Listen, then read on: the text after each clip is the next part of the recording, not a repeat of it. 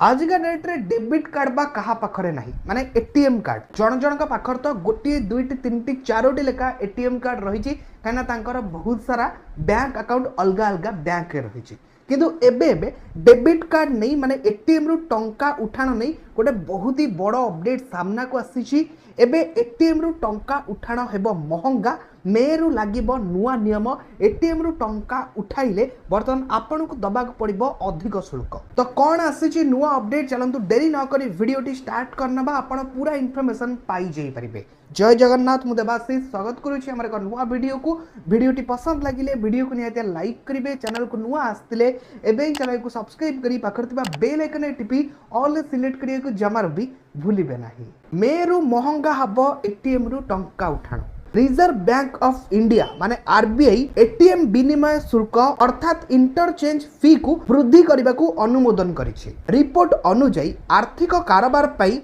फी 2 टंका वृद्धि करा जिवो एवं अण आर्थिक कारोबार पाई 1 टंका वृद्धि करा जिवो। एही बेलेर अपडेट देखिबा को मिलुछि तो एही जो नुआ नियम माने एही जो टंका वृद्धि एटा मे 1 रु लागू होबो बोली अपडेट देखिबा मिलुछि।